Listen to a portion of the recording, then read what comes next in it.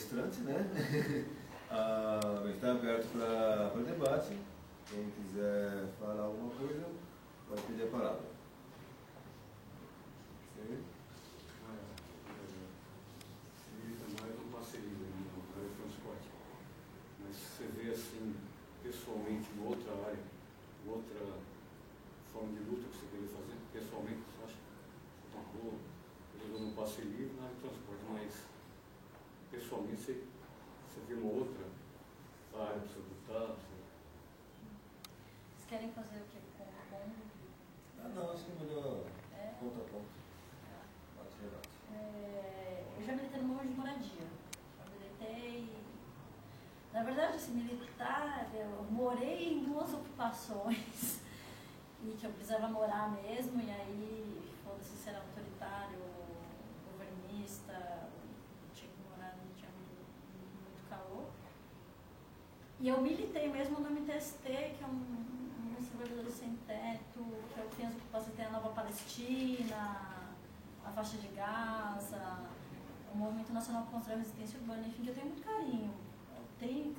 Tem um coletivo dirigente, coletivo estadual, coordenação de acampamento, tudo isso. E eu, por exemplo, eu militei lá dentro, eu não consigo ver muito como ter uma estrutura como do MPL. Mas eu vejo como dentro daquela estrutura hierárquica você consegue desconstruir lá mesmo, fazer uma formação política para sua própria desconstrução. Mas que pro tipo de militância que eles têm, um acampamento com 5 mil, 6 mil pessoas, no meio da periferia com um monte de assassinato rolando, não dá para você... Porque construir horizontalidade não é você chegar num lugar e falar sou horizontal, é você chegar no lugar e entender o que está acontecendo, impor respeito, e a estrutura da periferia é extremamente hierárquica, machista, patriarcal, e você tem que ir espezinhando isso, desconstruindo isso, e dói, é um saco, é chato, é frustrante, mas enfim.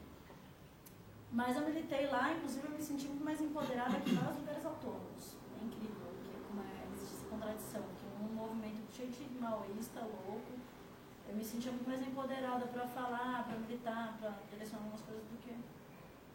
Inclusive para questionar as pessoas o que elas achavam de ter um coletivo, porque aí você chega na periferia ou no movimento, a galera é tão hierárquica, gente, que ela olha só que louco, que a própria base do movimento começa a reproduzir o mesmo comportamento com o movimento, com os coletivos do movimento, que ela tem com a prefeitura. Então eu lembro que a gente fazia, vai ter cadastro, e a gente tinha que fazer umas coisas, parecia que a gente estava com criança. Tipo, vai ter o cadastro, mas como tem muita andorinha, que é o cara que monta o barraco cai fora e deixa o pessoal se fodendo lá, lutando ele. Que é foda, é isso, o cara tá sacaneando também, você não sabe direito como lidar, vai ser legal com um cara desse também não dá pra ser.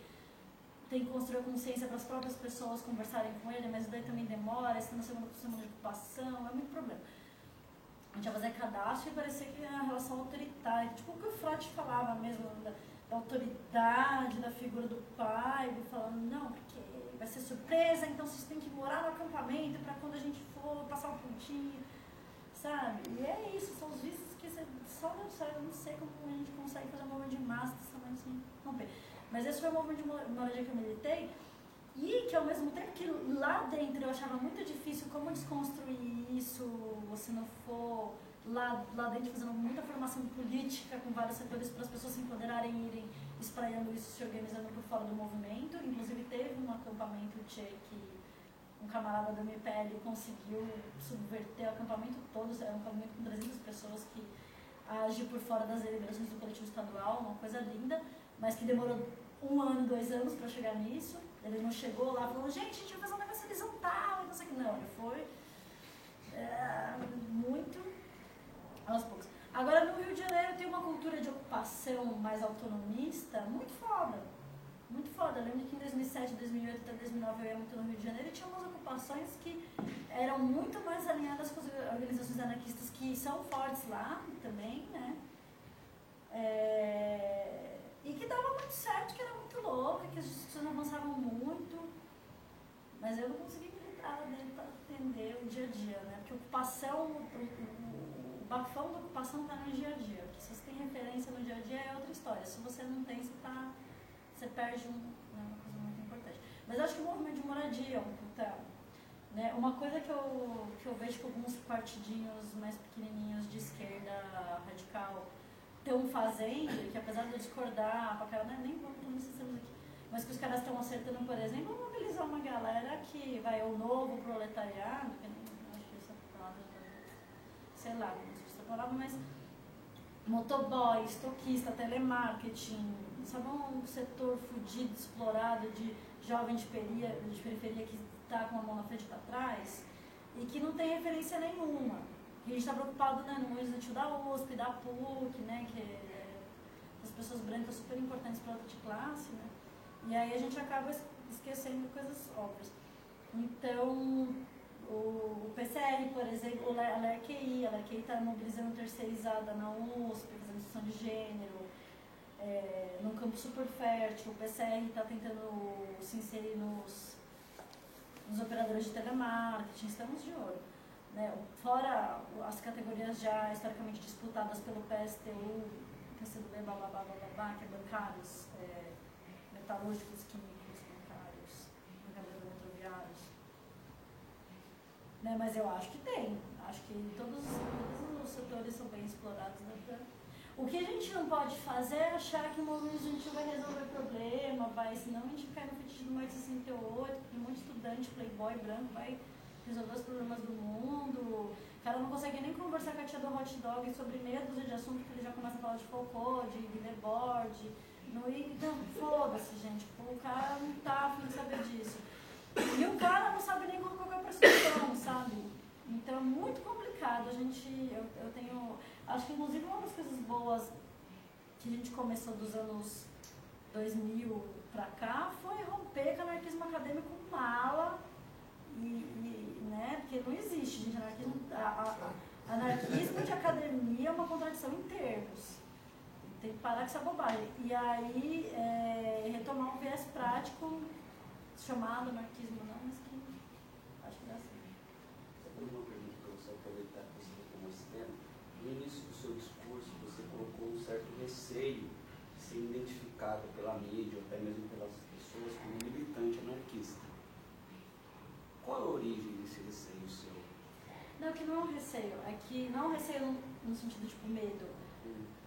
É porque assim, a gente é do movimento social. Então, eu sou anarquista, mas outro fulaninho é marxista. A gente brinca, inclusive, com essas denominações. A gente fala que eu sou marxista heterodoxa anarquizante, sou anarco-bolchevique, sabe, para desqualificar, não falando, gente, a gente é militante autônomo, a gente está, sabe, porque é uma unidade. E é muito complicado. Por exemplo, eu não me sentiria bem, enquanto anarquista, se fosse outro companheiro dar entrevista, falar num lugar e falasse que o movimento pacífico é um movimento marxista. Eu falava, porra, cara, a gente discute tanto esses negócios, né? E isso não ia achar legal.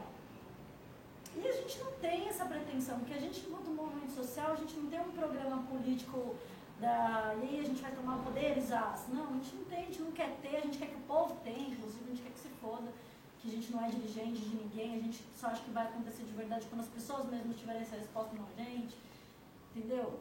Que eu acho que tem muito a ver com o anarquismo, inclusive. Agora veja a contradição. Que na própria reafirmação do anarquismo você deixa de afirmar ele em algum momento para não se colocar enquanto... Né, eu não posso... Qual que é a grande questão? Principalmente com a imprensa. A imprensa é foda. Então a gente não pode fazer porra nenhuma que a imprensa fetichiza. O que a gente menos precisa fazer agora para uma formação política autônoma, autonomista, anarquismo mais, é fetichizar o anarquismo. Senão a gente cai nesse esvaziamento político fudido. Aí a gente é virado uma paquita, né? Então a galera conseguiu me transformar numa imagem totalmente esvaziada de conteúdo político para falar que era anarquista e esvaziar o povo. Inclusive eu tinha medo de falar qualquer coisa, porque eu falei, qualquer bosta que eu falar vai ser uma cagada. E fiz várias. Então é um receio nesse sentido. É um receio de falar, puta, aí vão falar anarquistas tomam, sabe, tipo, esvaziar o conteúdo político do anarquismo e transformar num fetiche e ter um monte de playboyzinho em coxinha com a bandeira do Brasil falando de anarquismo, ou não, falando, ou efeito ao avesso. E a gente estava num período que só, sei lá, a gente não viu que a imprensa retardada ia fazer. Então receio nesse sentido, e receio porque aí a gente virou Tipo, sei lá, se o Caio, ou se eu, se o Legume que apareceu na TV falando sou corintiano, o MPL era corintiano, sabe? Tudo que a gente falava era que a gente era um robô do movimento passe livre que esperava o movimento passe livre o tempo todo. Então eu receio nesse sentido, não receio. Não tem problema nenhum, eu tenho uma tatuagem no meio do CNT aqui que me denuncia bastante. Mas é receio nesse sentido. Não sei se... Eu falando nessa da imprensa, me faz lembrar uma coisa que eu leio 2 jornais por dia, todos os dias. Aí quando tem uma... eu quero fazer. Quando tem uma manifestação, os 2 principais, Estado e Foro, né? A manifestação tal. Acho que 3 ou 4 resultados eu me recordei da frasezinha. A manifestação contra, sei lá, a favor de encontrar uma Marília. O MPL não estava lá. Teve uma outra, que nem sei qual o motivo, não estava o MPL, e teve essa última, que foi chamada, acho que foi uma das últimas aí contra a Copa, que também citou a não presença.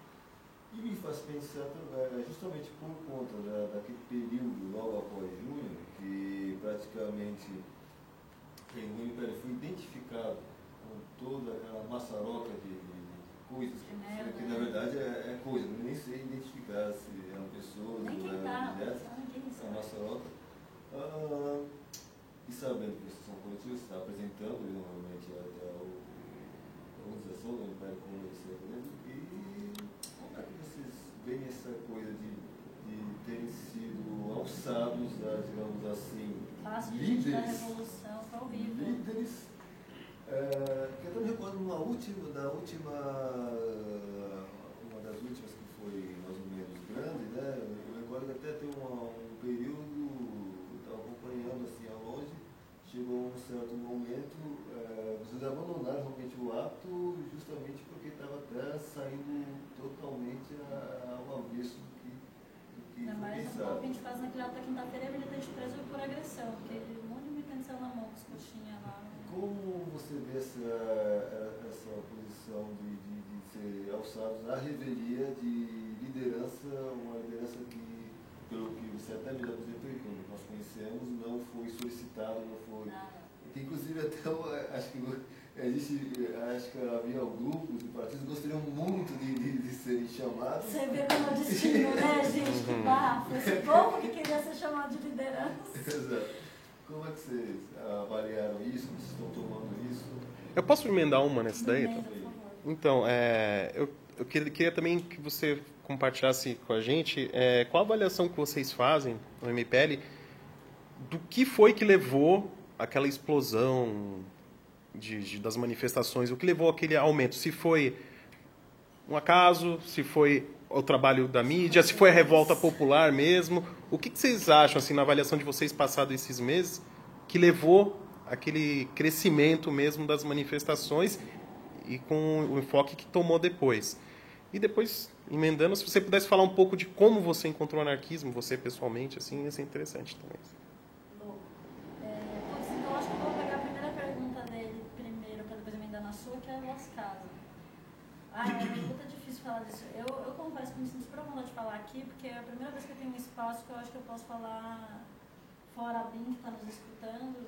Eu acho que posso falar com mais confiança política e tudo mais sobre isso, até porque a gente tem pensamentos muito parecidos. Gente, então, foi um crescente de mobilização, inclusive eu retomei o histórico pré-MPL. Tem que pensar que transporte é um bafo que, né, depois de moradia é o segundo maior gasto. Tem uma questão que a cidade, uma questão bem óbvia, não estou imitando nada. A cidade vai crescendo, vai inchando, as pessoas, os trabalhos, as fontes de renda estão centralizadas, e as pessoas precisam disso. E o transporte ocupa uma função não só de mercadoria, né, isso é uma fonte de lucro exorbitante. Você cobra tarifa, a pessoa precisa pagar, ponto, acabou, não tem conversa. como também decide os trajetos, decide os caminhos, manipula as pessoas, se pobre pode estar no centro à noite, não pode, quando tem, né, qualquer questãozinha tal, o Estado vai lá mexer na mobilidade, põe tarifa social para as pessoas irem ou não irem para a cidade. Enfim, transporte é uma questão chave nas grandes cidades, principalmente na América Latina, cidades inchadas, horrorosas que a gente tem. Aí já tem histórico de revolta, é porque as pessoas não acessam, não divulgam, não trocam. Mas teve isso, a revolta das barcas em Niterói, quando subiu a barca em Niterói, em 69, 79, não lembro mais. A galera, 59, eu acho, tacou fogo, metade de Niterói, foi na casa do empresário de ônibus, tacou fogo. Então é uma coisa que é foda, você precisa ir para um lugar para sobreviver, para trabalhar, para ir no médico, você não conseguir na cidade, onde isso acontece sistematicamente, é um estopim para grande coisa. Tanto que era muito foda, assim, as pessoas ficavam putas falando, mesmo dentro da esquerda, nossa, como ninguém faz um ato contra o aumento. Tanto que primeiro surgiu as grandes explosões, tipo Salvador, para depois existir os coletivos da MPL, que foram 10, 20 mil pessoas indo pra rua todo dia, putas da vida, falando vai subir o cacete, não sei o que lá. Não foi invenção de um coletivo dirigente ou de um grupo de estudiosos, não, as pessoas estavam putas. Então, mistura que transporte é uma demanda reprimida muito grande de militância, sempre foi, porque foge do padrão clássico da esquerda, né, de moradia, sindicato, blá blá blá blá blá, e outras coisas muito pro forma, né, gênero, raça, tudo muito pro forma da esquerda burocrata. Então tem essa pauta comprada do direito à cidade, com aquilo que eu falei, uma forma de mobilização que rompe com muita coisa e que possibilita que as pessoas se apropriem. Então, o que eu conheço de gente que é grupo de amigo de tal escola, grupo de amigos da faculdade, grupo de gente daqui, grupo de gente de lá, que se organiza e vai no ato junto, e a gente vai levar tal coisa, a gente vai fazer tal coisa, levar fogo de artifício, levar isso, levar aquilo, pá. E a gente não centraliza nada, pelo amor de Deus, a gente é super preguiçoso, né? As pessoas querem fazer, faz, não precisa pedir, não precisa nem avisar a gente, faz, o que você quiser. E isso ajuda muito, porque as pessoas se empoderam e constroem o próprio ato. Então, o que acontece?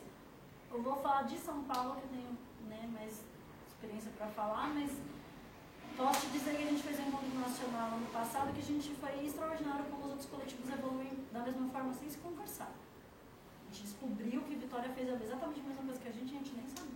Goiânia, nem sabia. Entendeu? Então, assim, em 2005 a gente fez um primeiro ato contra o aumento da tarifa, que era meia dúzia de moleque retardado, não sabia nem o que estava fazendo na rua, pegou uma pipoqueira, marcou o ato na frente de um hospital que não podia fazer barulho, pegou um carrinho de som, porque a gente achava que tinha que ter um carro de som pelo menos para falar com algumas coisas na pipoqueira. Foi o único ato que o MPL de São Paulo usou um carro de som, foi em 2005, que a gente olhou por uma coisa horrível. E pegou a contramão, era um cara de 18 anos, tinha acabado de tirar a carteira, foi um desastre horrível. E aí a gente não falava com a polícia, não, a polícia tomava banho, parava o ato porque o punzinho foi empadado, foi horrível. E aí a gente fez esse primeiro ato que teve 200 pessoas, mas que já foi naquele esquema de passar na escola, vamos não sei o que lá. Aí já tinha uma galerinha que estava ligada que tinha os malucos que faziam ato, né, no aumento da tarifa. E toca trabalho de base, como fazenda, não sei o que lá, passando nas escolas, passa aqui, passa colar, conversando. E as pessoas sempre tinham aquele negócio de pai que, puta, odeio quando aumenta, que vai me fuder, vai dizer, tem que uma demanda reprimida. O cara que tá passando na rua entra porque ele tá puto, a gente faz um ato no dia que aumentou, então entra um monte de gente. E aí em 2006 a gente fez uma jornada maior, que inclusive foi um pau, a gente foi um pau desgraçado. Foi a primeira vez que a gente apanhou, acho que a gente não rolava um pau tão grande em ato assim desde do A20 mesmo. Mas não chegou perto, mesmo assim, de 2006. A gente apanhou que nem gente grande. E eram atos que chegaram a ter 4 mil pessoas, 5 mil pessoas. E é um processo que se retroalimenta, né? Porque você... Isso inclusive não é nem só do anarquismo, né? Até o Trotsky mesmo fala de momentos de ascenso e descenso.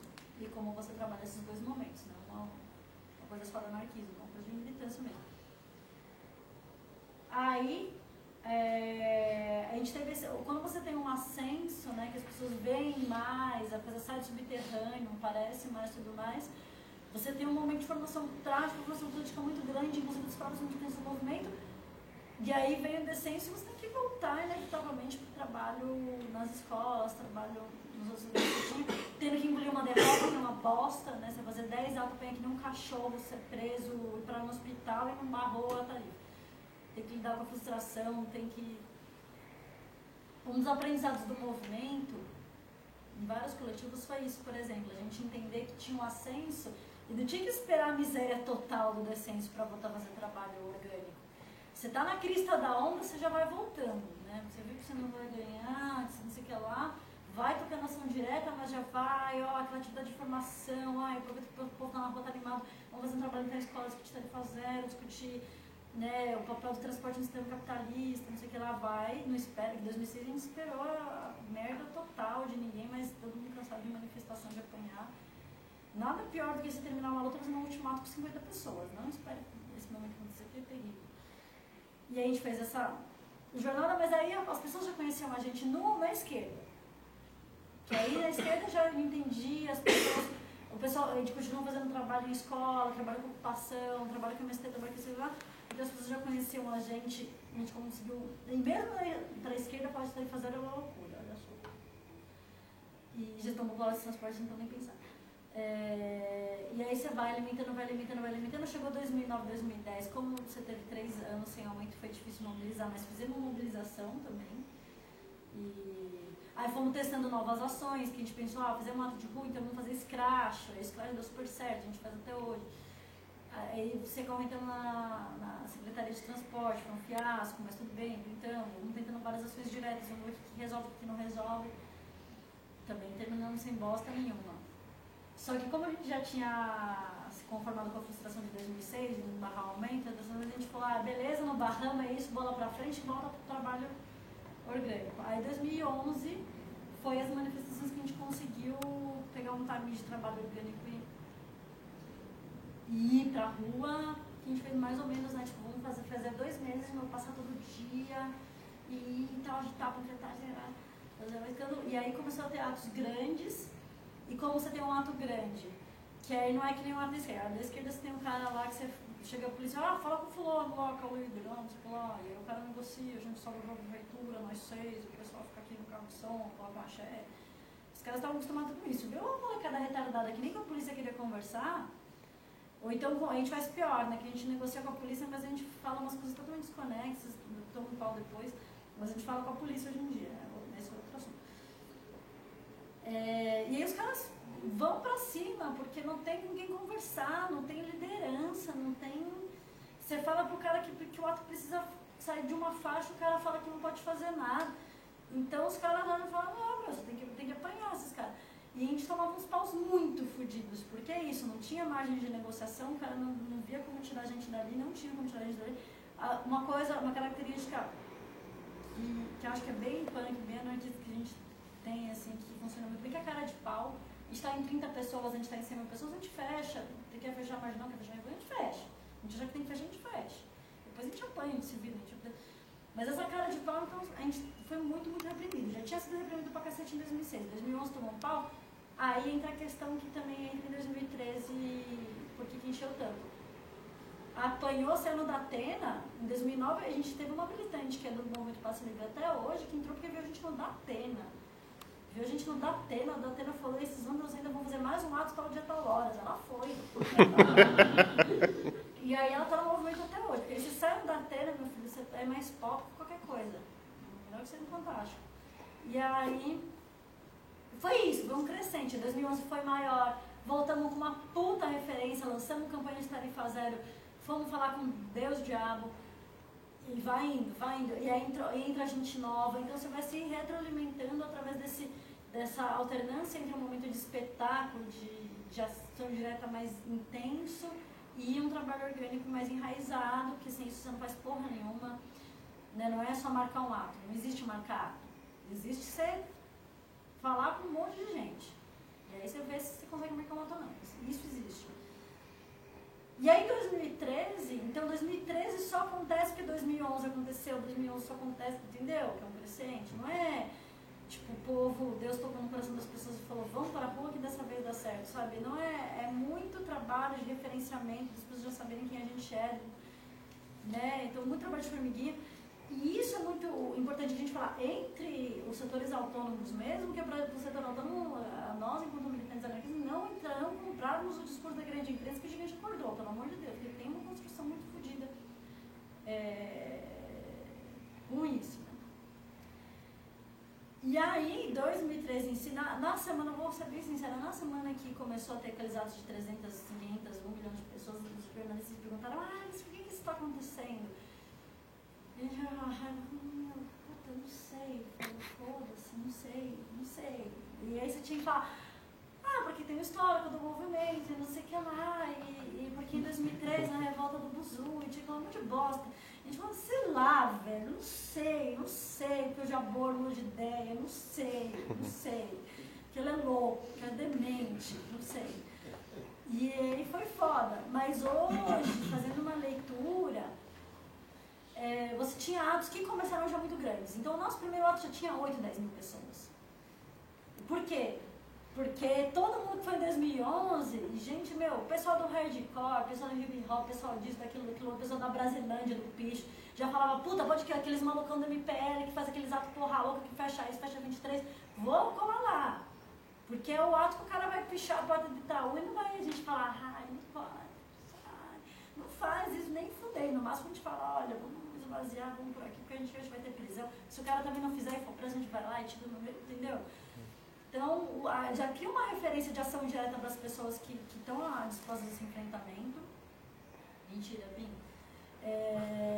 E aí, já vem cheio. E porque passou um monte de escola, de molecada sair de escola panfletando, falando, galera, ato contra a agitação mesmo, agitação. E aí chega, e é muito louco, porque quando a gente chegou dia 6 de junho, lá, aquele plano maluco de botar fogo no 23 com um desse tamanho que não passava uma agulha, que é isso, a gente tem um monte de metidas malucas que a gente faz, mas a gente faz. E ia, passava na manifestação, falava, fulaninho do Boa Nova, fulaninho da escola tal, ciclaninho não sei o que lá, outro cara da ocupação mal que a gente fez atividade, não sei quem da MTST. E via o pessoal, tanto que o MTST não compôs o ato com a gente e a base da MTST tava. E aí que tá, você não vai conversar com o MTST, que é um movimento que tem dirigente, foda-se, se a gente não querer dizer, a gente nega, mas se a base for, tá. E aí é uma coisa que você realmente tem um monte de gente com exposição política, né, para fazer uma ação mais radical, isso pensamos também. E fizemos uma ação, e a gente planejou muito bem aquilo. O que a gente pensou? Em 2011 a gente fez, não sei quem que estava, em 2011 a gente fez um ato por semana, né, fez 2 meses de ato, não deu em porra nenhuma, fomos vencidos pelo cansaço, foi frustrante, foi horrível, mas aprendemos. O que a gente fez em 2013? É pauleira. Você quer brigar com capital que nem gente grande, é que nem bosta, tipo, pá, e sabe, senão é isso, senão o cara vai te vencer pelo cansaço. E a gente falou, a gente vai ter que fazer uma cagada tão grande que o cara vai ter que olhar e vai falar, fudeu. E as pessoas que verem no jornal, a gente quer uma primeira capa de jornal, vão ter que olhar e vão falar, nossa, agora que o bagulho engrossa. Sabe, a galera da torcida e junto e arrebenta. E a gente pensou nisso, a gente falou, a gente só vai conseguir, olha só como a gente é antidirigista, a gente pensou que a gente só ia conseguir uma coisa quando a gente perdesse o controle. Porque aí não ia ter nem margem de negociação, nem se a gente surtasse, começasse a babar e rolar no chão, quisesse negociar, não ia dar pra negociar porque a gente ia ter perdido o controle. E foi ótimo, perdeu mesmo. E aí aquela primeira capa de jornal tudo pegando fogo, o pessoal fechando a 23, foi ótimo, é isso mesmo, tem que arrebentar tudo. E deixamos a esquerda no bolso, colocamos a esquerda no bolso, porque aí mudou. Uma coisa que eu acho que é um problema que a gente superou é a gente ter esse receio de falar como sindicato isso, como sindicato aquilo, ficar disputando, conversando, amarrando. Acho que tem que conversar com os caras? Tem. Inclusive porque tem muita gente boa, muito padrão bom nesses partidos, que foi falar nesses partidos porque foi a primeira militância que encontrou, que acha ótimo.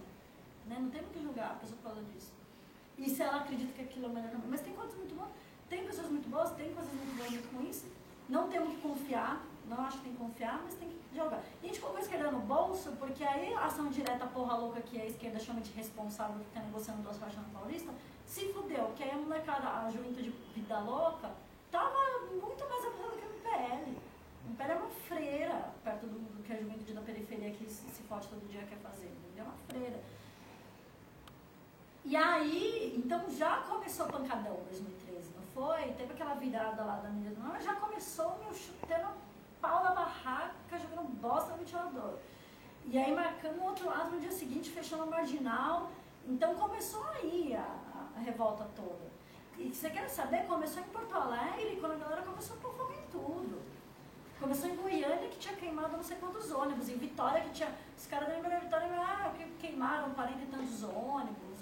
E começou aí, quando a revolta popular. Não é o MPL que faz a revolta popular. O MPL tenta encaixar um planejamento em como ele vai agir no meio disso tudo. Mas a revolta popular é muito mais ampla. Então já começou daí, e aí foi se retroalimentando e foi crescendo, e a polícia carcando, porque qual que era a tática do poder, né, de uma maneira geral, fazendo bem passando, né, gente? Vamos reprimir esses caras, mas carcar eles de porrada, prender todo mundo até esses filha da puta desistir. Viu que a gente tinha vários problemas mentais, a gente, mais 30 mil pessoas continuavam indo pra rua, não queria nem saber que a gente era louco. Aí, e foi e tentou, aquela quinta-feira foi uma tentativa sangrenta de falar, vamos barrar essas pessoas, assim, tipo, na porrada mesmo. E chamou muita atenção, porque aí expôs um conflito, expôs uma contradição tão grande da sociedade, que não tinha mais como esconder. Que se a imprensa não mostrasse, todo mundo, eu cheguei no meu trabalho no dia seguinte, desesperados, porque todo mundo do meu trabalho sabia o que estava acontecendo, e antes de passar na Globo, porque, vim passando no centro, minha tia, meu primo, meu irmão que estava no shopping, ouviu e não sei o que lá, e não sei o que empresa, não sei o que aconteceu, porque as pessoas viam na rua, aconteceu uma puta guerra, porque as pessoas no centro da cidade, às 2 da tarde, estavam baixando porta, tinha helicóptero passando, o clima era de desespero, de guerra civil, e não tinha o que a imprensa fazer. E aí a polícia foi tão truculenta, a gente também foi bem pianinho, né? A gente foi com florzinha, né? Vai brigar com a polícia, né? Mas vamos fazer o ato. A gente vai maneirar, vai tentar falar pra todo mundo ficar muito calmo, não tacar nenhuma pedra na polícia hoje, especificamente, que toda a rota aí. Vamos ser super hippie, super tranquilo, mas aí foi ótimo, porque a gente fez o jogo inverso dos caras. A gente foi com todo amor no coração, os caras massacraram a gente. Foram passar mais de 200, 300 pessoas hospitalizadas, um inferno. Isso aí todo mundo já sabe, né? A bosta que foi naquela quinta-feira. Criança machucada, velha. Não, foi um inferno. Aquilo foi um inferno. Mas aí não tinha mais como a imprensa... Se a imprensa falasse mal da gente depois daquilo, ela ia cair numa descredibilidade tão grande que as pessoas iam parar de acreditar na imprensa. Então eles falaram, não, vamos ter que virar o jogo. E começou da quinta-feira para a segunda-feira, que a gente teve o ato no Lago da Batata com só Deus sabe quantas pessoas, que eu já fui muita parada aqui com 2 milhões de pessoas e ali tinha mais de 2 milhões de pessoas, pelo menos. E aí teve aquela virada do Jabor mudar de ideia e tudo mais, que foi, na nossa leitura, isso, a apropriação da mídia falar, velho, fodeu, tá todo mundo a favor desses caras, a gente vai ter que ser amiguinho deles, mas nunca foi tranquilo isso. Que teve a coxinização do movimento e tal, mas teve os vida louca saindo para representar a prefeitura. É que a esquerda é muito pessimista, a esquerda incluindo a gente é muito pessimista. Porque falou, o povo da direita, esse playboy saindo na rua. Opa, amigo, ninguém fez promoção política com 1 milhão de pessoas aqui, pelo amor de Deus, a gente fez uma atividade, quarta-noite tem 20 pessoas, eu tô feliz pra caralho. Ninguém fez promoção política com 1 milhão de pessoas. Você quer que o cara vá lá com o livro do Bakunin, com o livro do Marx, falar oi? Não existe. Agora, o que acontece, que é bom que a juventude fudida da periferia foi lá arrebentar tudo. Isso é bom. Em BH, os caras arrebentaram a concessionária da Hyundai e não roubaram nenhum carro, colocaram fogo em todos. Isso é coisa de classe, velho. O resto é bosta. E aí, então expôs tudo. Expôs a classe média reacionária burra que a gente tem, expôs a periferia que estava arrebentando tudo, criou uma dissociação, aí a gente virou e falou, já começa a responder essa pergunta. Aí a gente virou e falou, peraí, o que a gente faz? Porque a gente não pode deixar esses mano pôr a gente no bolso e agora a gente virou umas paquitas, a gente perdeu nossa personalidade, a gente tá virando produto porque tem camiseta, então nossa cara. Entramos num desespero profundo enquanto pessoas, inclusive. E o que a gente começou a fazer nessa terceira semana de luta, que foi todos somos brasileiros, caralho. É começar a falar, velho, eu sou muito capitalista, sou muito de esquerda, falar numa coletiva de imprensa com a Rede Globo, olhando pra câmera, defendemos os saques, vamos defender todos os acusados de saque, não somos advogados do Itaú, não vamos defender o Itaú, que está com a vidraça quebrada, vamos defender o jogador. Mas deu uma radicalização no discurso que a gente não tinha feito até então, porque tinha um monte de gente presa, a gente falava, se a gente falar que foi a gente que votou pro Programa 23, ele tinha medo de falar que foi a gente que votou pro Programa 23, a gente falava, a gente vai ser preso, a gente vai ser torturado, acabou a luta, porque ninguém mais vai chamar, a gente achava isso. E o advogado falando, não fale nada que possa incriminar o movimento, não fale nada que possa... A gente vai... Aí depois da coxinharização a gente deu o balde, falar, se for preso é melhor, porque olha isso, né? Então começamos a falar, colocamos fogo mesmo, a gente acha que é isso, a favela é periferia, é contra o Estado, é contra o capitalismo. Vinha gente da imprensa internacional falar, que é um movimento muito amplo, né? Tem empresários também, né? Nas ruas. E eu falava, meu Deus do céu, não guarda isso, pelo amor de Deus, escreveu, não tem empresário.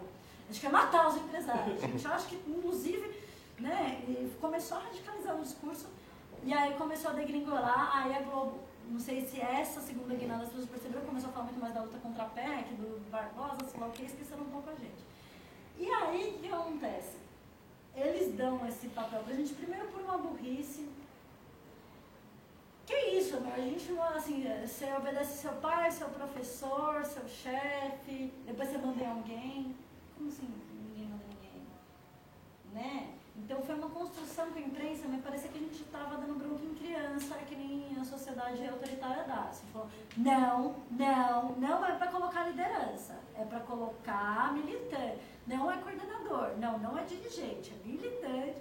E tinha que fazer, e brigar, e falar, olha, você ligar, falar, olha, não vou querer dar uma entrevista porque você a última vez falou que não ia colocar e colocou liderança, a gente não quer esse termo.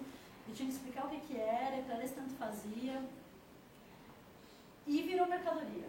Aí quando aquele espetáculo virou mercadoria, que fodeu, tá na bosta. E a gente tentou manipular o espetáculo para o espetáculo, mas também não sei se a gente conseguiu fazer isso bem. Mas a gente deixou uma inquietação, o que é isso? O que é horizontal? O que é essa porra? O que eles querem? Eles não querem ser políticos, eles não querem ser deputado. O que esses caras querem? Tipo, e aí pensar, colocar um brotinho do tipo, não, a gente quer poder popular, o que é poder popular? É justamente que a gente não quer ser deputado, é isso, aquilo, outro. E aí, isso é extremamente perigoso, aliado ao discurso que a gente começou a retomar, né? Tipo, eu sou muito capitalista assim, né? Que é quase pior do que falar que é comunista, nem sei mais. Então é isso, e aí com a imprensa eu acho que a gente patinou menos do que a gente poderia, mas é claro que a gente deu umas patinadas. Então a gente tenta fazer o negócio das notas, de afirmar posicionamento através de notas para não ser tão manobrado pela imprensa e tentar usar o espetáculo para desconstruir o próprio espetáculo. E a gente, na sequência desses atos, quando a gente falou que não ia mais chamar ato, foi Deus nos acuda, porque eu mesma, assim, no meu coração falava, nossa, mas tá todo mundo na rua, a gente vai chamar o ato por tarifa zero, por revolução, por nada. Que bom que a gente não chamou olhando agora, que bom, porque fazer um ato horroroso daquele, Deus me livre. E voltamos para o trabalho de base, demos 3 atividades de formação, que foram mais de 1000 pessoas cada uma, e tentamos fazer um trabalho mais aprofundado, voltamos... se espalhando em mais regiões da cidade, conseguimos vários militantes para ajudar, pessoas próximas, conseguimos isso. E agora, se a gente teve essa dificuldade muito grande. O MPL São Paulo fala da imprensa, o MPL Rio de Janeiro não fala, por exemplo.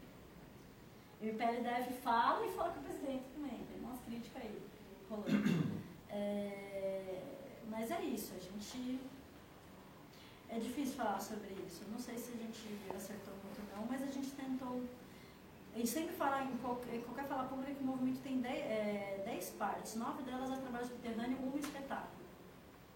Maia,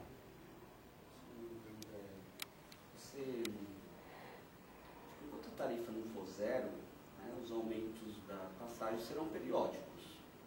Você vê no próximo aumento de tarifa tem um palpite desse próximo aumento e como que o movimento está tentando se organizar para enfrentar essa questão? Em São Paulo? É. Você viu que no Rio eles barraram e o Eduardo Paes foi aumentar de novo, deu um bafão, morreu até o cara da Band. Vai ficar 3, a intenção deles é que se aumente, né? Ah, sim, pensando na conjuntura vai de São ficar Paulo... Vai ficar R$3 por daqui 100 anos, não vai continuar por R$3. Daqui 100 anos vai ter, não vai ter tarifa zero, vai ter ciclofaixa, não vai ter a gente, né? O Haddad estava muito relutante em abaixar a bosta da tarifa, porque ele falou desse jeito pra gente, falou, mas se eu abaixo agora, eu vou aumentar no que vem, vocês vão pagar de novo. Óbvio, né? Então eu vou ter que congelar a tarifa até 2016, então desse jeito, você está dizendo, então, sou eu que vou falar pra você não fazer isso. Joga a bucha pro próximo. Joga, não se importe com isso, joga exatamente. Então eu te dou uma de Maria Sem Braço, não você tá falando. A gente tá lutando contra esse aumento de 20 centavos, né? A gente não vai botar mais palavra na boca do povo. Né? E aí, ele ficou relutante porque era ele e o Alckmin pensando, se a gente abaixar agora, a gente tá na bosta. E realmente estão, porque o Haddad, pelo menos, eu tenho quase certeza que ele vai congelar até 2016. E o Haddad... Por isso que é complicado, a gente tem que pensar em termos de forma política e tem que fazer conjuntura. E fazer uma análise de conjuntura sensata é muito difícil, né? Geralmente a gente sempre faz errado. Agora, o Haddad, desde que ele entrou, ele está com a ideia de municipalização da CID. A CID é uma contribuição por intervenção no domínio econômico, que é um imposto que tem em vários commodities, em várias coisas, e tem a CID de combustíveis, que é um dos principais impostos da gasolina, que ele quer reverter justamente a gasolina, que é uma coisa do transporte privado, aumentar esse imposto e municipalizar esse imposto que hoje em dia é federal. Municipalizando esse imposto, ele investiria tudo em transporte e aí diminuiria a tarifa, melhoraria o sistema, tentaria uma estatal, ia fazer várias coisas no transporte público urbano de São Paulo. E a proposta dele é que essa municipalização da CID em outros municípios também seja direcionada para o transporte. Inclusive, eles vieram com esse papo. Quando a gente falou, a gente quer diminuir 20 centavos. Ele falou, não, tem uma proposta muito mais revolucionária de vocês, com esse imposto e tal. A gente falou, se você quiser municipalizar essa de reduzir a tarifa, o problema é seu, melhor ainda, as pessoas vão adorar. Não precisa negociar com a gente, isso é ótimo, porque o PT ele não tem o mesmo intenção de fazer qualquer coisa se ele não for lá negociar com o corretor, com o movimento social, com a tesão de corromper as pessoas. Se não tem isso, os caras não é a mesma coisa. Não é a mesma coisa. Eles querem o norte? Não, porque... Não. Sei, só não sei dizer. Isso é muita prepotência minha querer dizer. Agora é engraçado como eles... Não, mas a gente tem que fechar com vocês alguma coisa. Não, gente, o povo tá indo pra rua. O coletivo basta tem 30 negros. Você acha que a gente faz alguma coisa? Tem previsão da municipalização. A gente, quando a gente foi falar com a Dilma, lá com a mulher, à tarde, a gente sentou com elas 2, às 4 ela tinha reunião pra falar disso. Mas parece, aí as bastoras do PT, ela falou, que ela não fez isso pra dar uma dura no Haddad, falando, seu escroto, você teve uma péssima análise de conjuntura, você fudeu a imagem do governo, eu quero que você morra.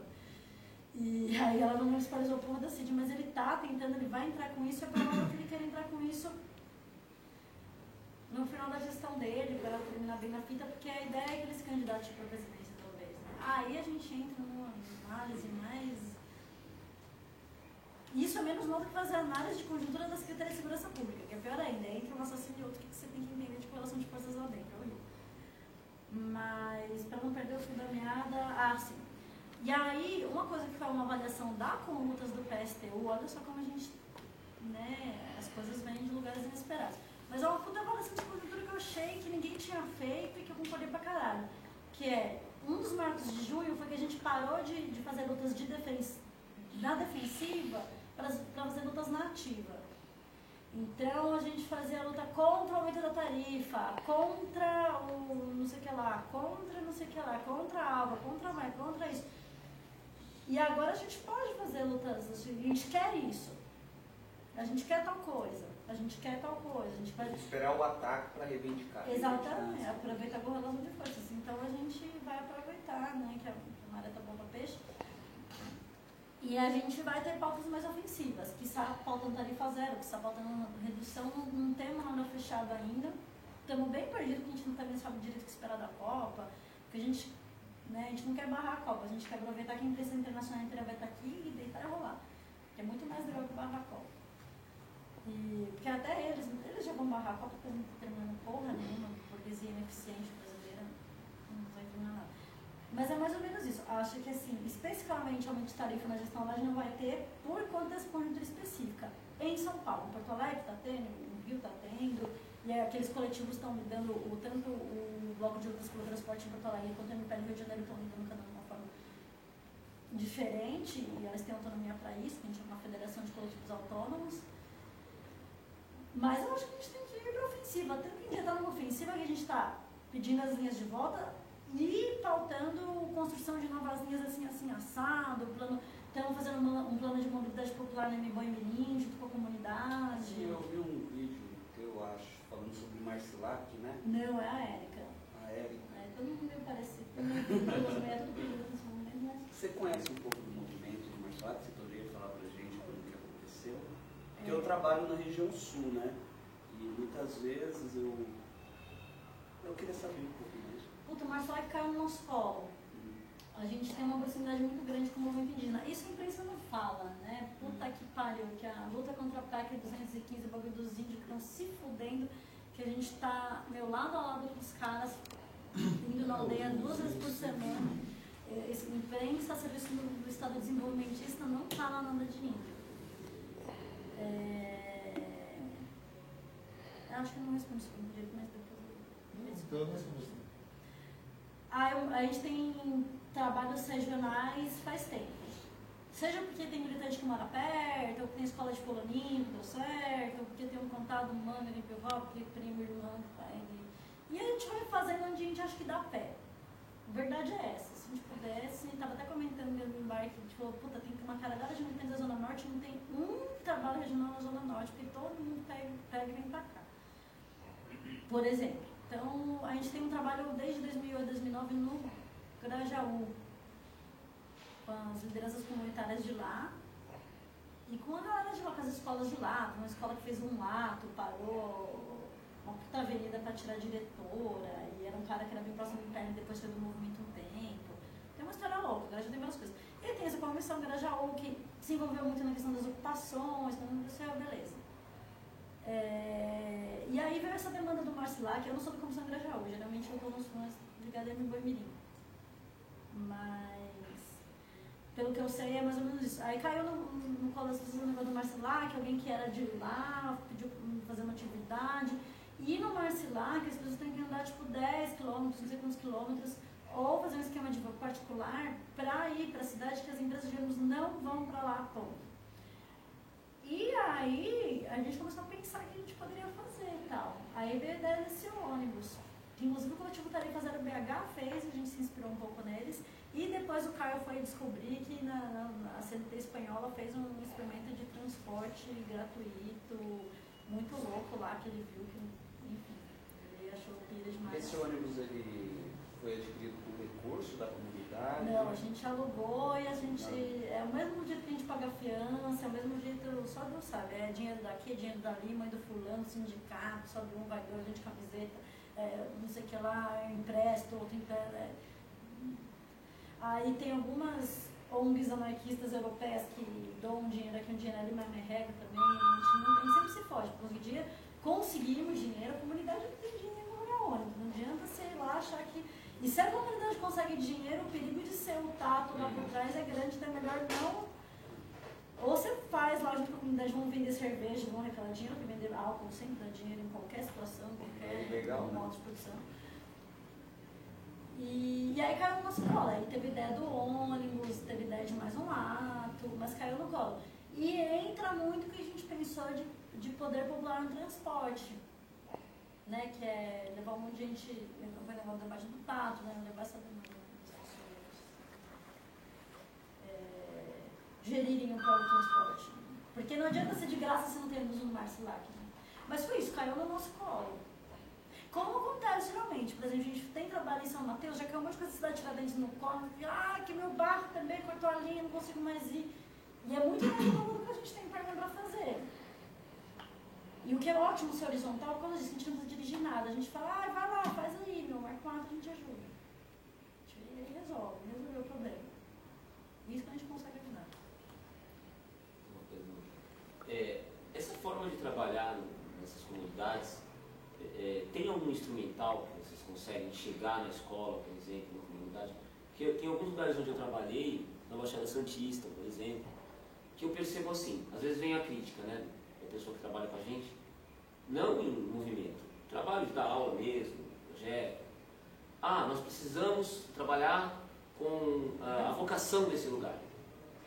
Aí eu olho para o lugar e falo assim, mas qual é a vocação desse lugar? As pessoas saem de manhã, trabalham, voltam para casa à noite, dormem. Os jovens ficam em casa, ficam pela rua. As mulheres saem para trabalhar, uma grande gama de homens desempregados. Não tem vocação, perdeu a vocação. Então, ou eu levo alguma coisa, e às vezes contamino o lugar com as minhas ideias, ou não tem nem ponto de partida. Você teve experiência assim? Teve essa sensação em algum lugar? Oi, tudo bem? Beleza? Não passa pra mim, Não. me desculpe.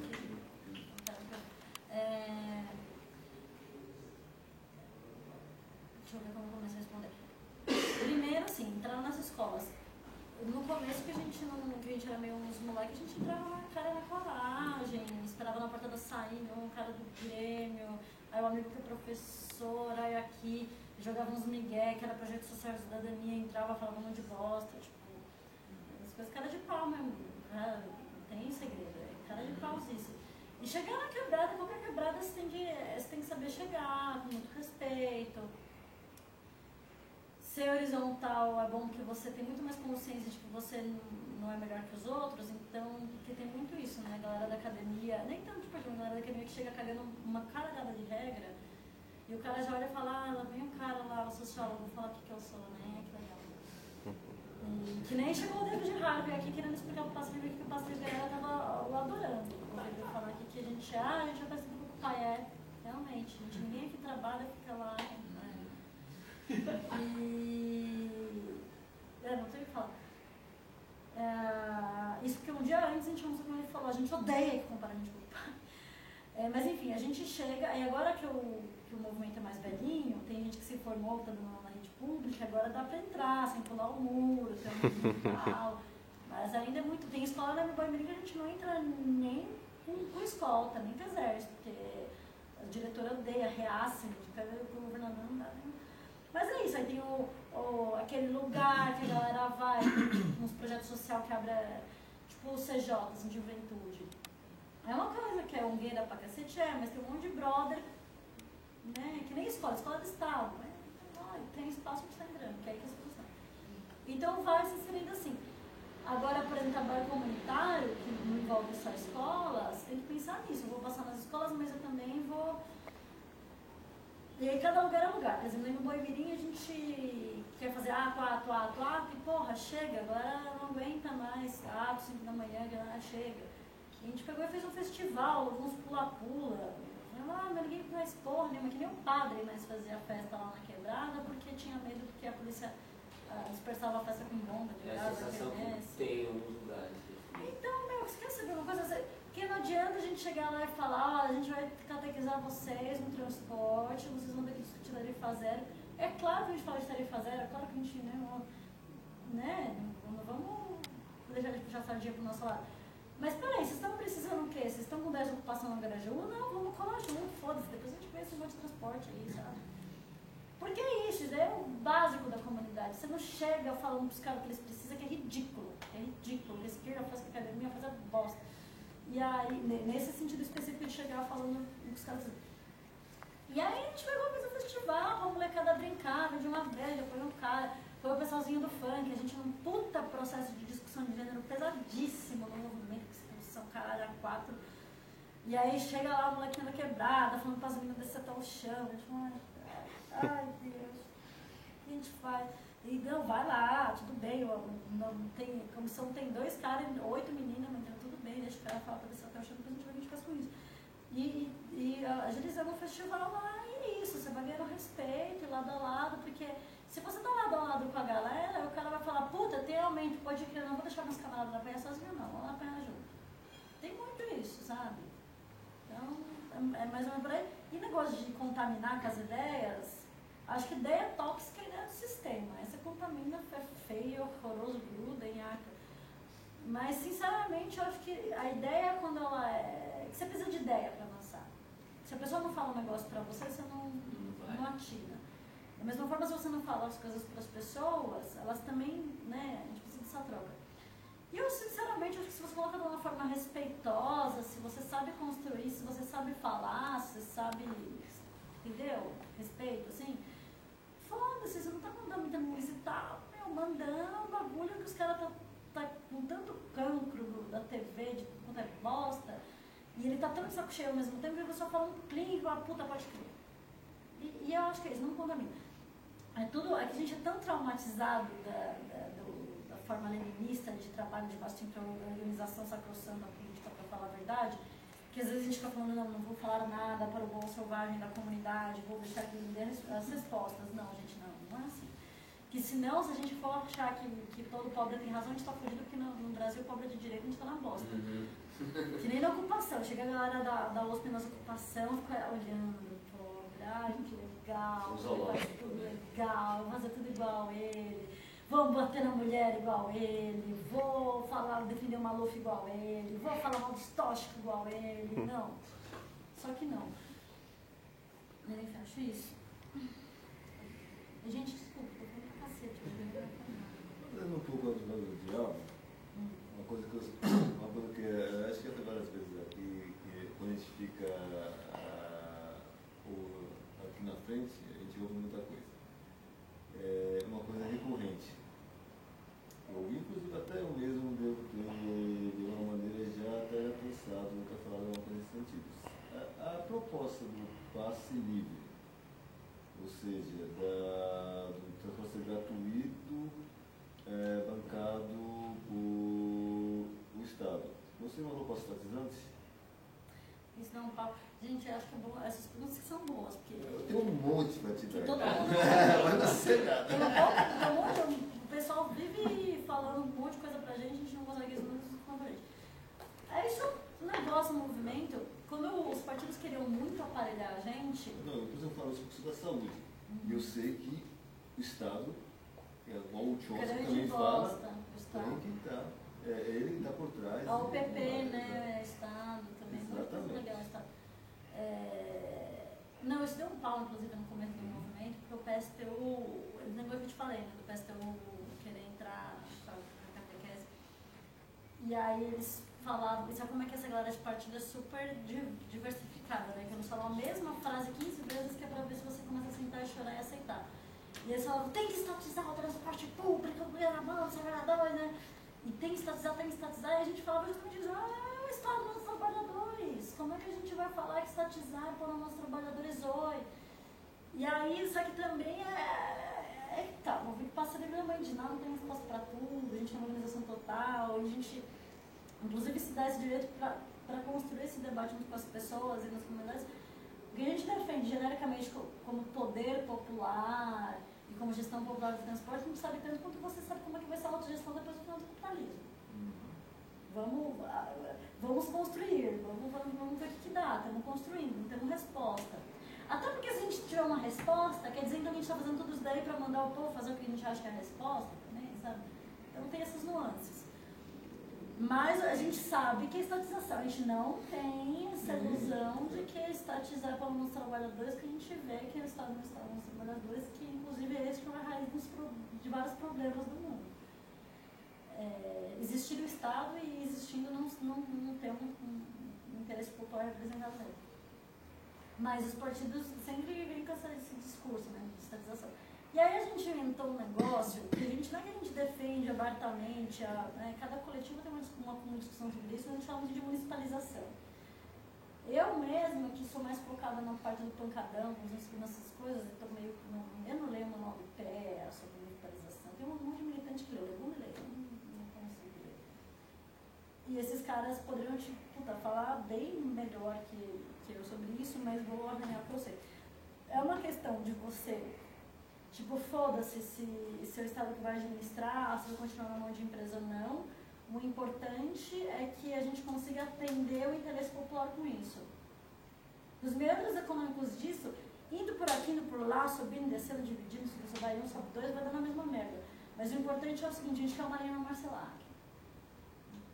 Pronto, acabou. A gente quer tarifa zero, a gente quer isso, a gente quer aquilo.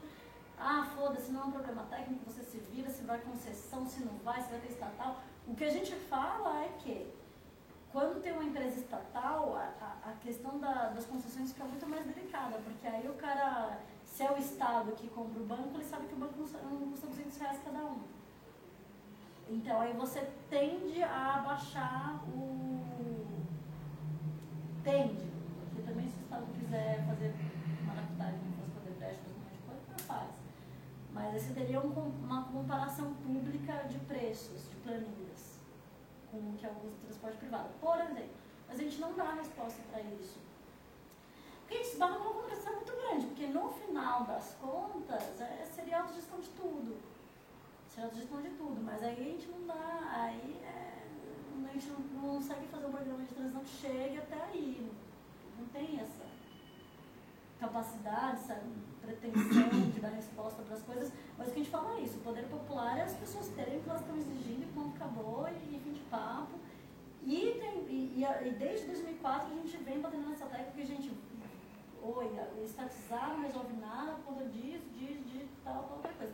E não é porque a gente é anarquista, porque não é anarquista, porque um monte de gente não quer que não é anarquista, mas é porque encontra os limites. Se estatizar, que nem o SUS. O SUS é estatal, e as pessoas decidem pra caralho sobre o SUS, né? Então já começa daí. Então se tiver empresa privada ainda, mas tiver as pessoas dominando diretamente as diretrizes disso, pra gente é o foco agora. Pra gente é MPL São Paulo. Cada coletivo tem uma coluna de discussão, cada um mais diverso e rico do que o nosso, provavelmente. E tem coletivo, Natal, Rio de Janeiro, eu acho que tem que expropriar. Defende pela expropriação e gestão direta dos trabalhadores, sem tirar nem pôr. Só que a gente fala, puta, mas aí como é que a gente fala pra votar ali no Márcio Marques só quando expropriar? Não, a gente tem que votar agora. Aí a gente, sei lá, a gente também.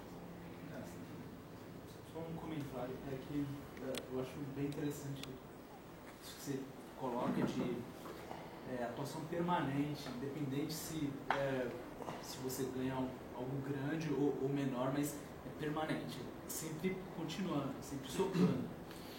E assim, se você não faz isso, dá brecha para os grupos que eu vejo assim, que atuam bastante em periferia, que a esquerda devia atuar, fala que defende, não chega, não atua, que é o PCC, que atua na periferia, porque na periferia, se as pessoas não conhecem toda essa retórica, toda essa teoria de anarquismo, mas ele conhece um cara que é do PCC, uma pessoa da família dele é do PCC, ele sabe como funcionam as regras do PCC, como funciona tudo. É um grupo. Os evangélicos, a pessoa tem um parente que é evangélico, sabe como que funciona, tem aquilo na comunidade dela. O evangélico não tem essa, não, que eu preciso ir com uma coisa, com um discurso, tem que ser perfeito, pode ser estatal, tem que ser gestão popular total. Não, ele monta a igrejinha dele ali na garagem e vem. Entendeu? E vem. Tá agindo. E o Racionais, que acho que é o único artista assim, que tem um discurso interessante e tem base. Não usou o que a maioria dos artistas usam para chegar nas pessoas, rádio, televisão. Não, fazendo show na periferia já há 20 anos, entendeu? Assim, é isso, é perfeito, Assim, eu me esquento se é daqui a 100 anos que vai ter algum resultado mais. Assim, eu me esquento com o futuro, tem que atuar até para acontecer esse futuro que a gente deseja, que é de liberdade, que é de cada um dentro da sua vida, mandando a sua vida e também compartilhando a sua vida com os outros. Assim. Então, assim, eu acho que é perfeito. É a própria experiência.